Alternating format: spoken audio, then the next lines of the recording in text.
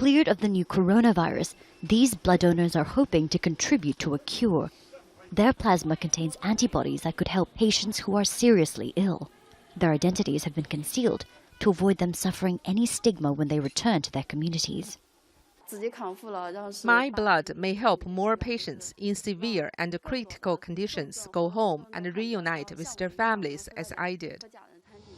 China's military has sent more supplies and medical staff into Hubei to help fight the outbreak. There are almost 12,000 critically sick patients in the province alone. In addition to salary bonuses, the government has announced new incentives for health workers. The children of frontline health workers will receive 10 extra points in key high school exams. Younger children will be given preferential access to public kindergartens. And those who die fighting the outbreak will be given national martyr status, meaning their family will receive allowances and benefits after they pass away. Tough measures have been imposed to protect the healthy. Tens of millions of people have been restricted from leaving their homes and have to rely on local teams to deliver food. The World Health Organization says controls on movement have helped to contain the outbreak. Measures on movement restriction have delayed the dissemination of the outbreak of 2 or 3 days within China and a few weeks outside China, 2 or 3 weeks. So based on this, then it shows that those measures, if well implemented, could have an impact on the propagation of the outbreak. Restrictions have brought much of China to a standstill, but some factories are starting to resume production. Some analysts say the outbreak will slow China's growth by up to 2 percentage points this quarter, but it's still too early to count the longer-term economic cost of the coronavirus. Katrina Yu, Al Jazeera, Beijing. Well, let's go live now to Adrian Brown, who's in Hong Kong, about developments there and also on the mainland, where we're now hearing reports of China expelling 3 Wall Street Journal reporters. Adrian, we've been talking a lot about how the Chinese government is trying to control this narrative. Is this a crackdown? Well, I think it's possibly a warning shot to other Western news organisations operating in China. I can't recall a time recently when so many journalists from one organisation have been expelled from China.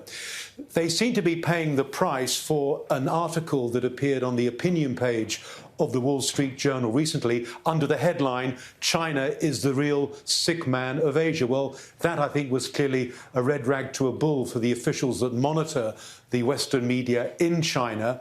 And as a result, the Foreign Ministry on Wednesday afternoon addressed journalists and said that the article, in their view, was racist and denigrated China's efforts trying to contain the virus.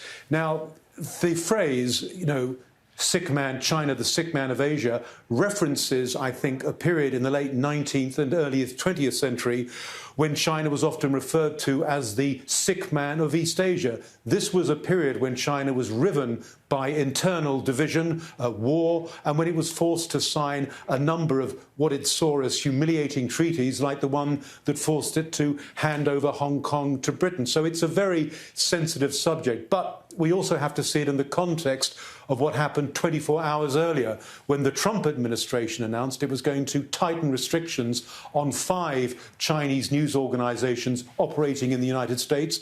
They now have to seek approval when they want to buy property and also submit the names of all their employees to the State Department. So I think we have to see it possibly in that light as well. All very sensitive. Adrian, I'm also seeing that even as the number of new infections in China is dropping, seemingly, we're also hearing about more deaths in Hong Kong. Yes, we had one more death in Hong Kong that was announced on Wednesday. This was a 70-year-old man. He had an underlying condition, reportedly diabetes. Another man who died 2 weeks ago also had an underlying condition, and that's been a sort of common theme of the deaths we've seen so far in Hong Kong and also on the mainland. The number of deaths in the mainland, though, is beginning to fall, as is the rate of infection. Now, also in Hong Kong, the government has announced tonight, Wednesday, that it's sending an aircraft to Japan to bring back more than 50 Hong Kong citizens who've been on that cruise liner, the Diamond Princess. There are 350 Hong Kong citizens in total on that liner. 52 of them have been are confirmed to have the virus, but 200 others have been tested negative. But once they are brought back to Hong Kong, they're going to have to undergo, 14 days of quarantine, which means in total they would have spent a month in quarantine, including the 2 weeks, of course, on board the Diamond Princess.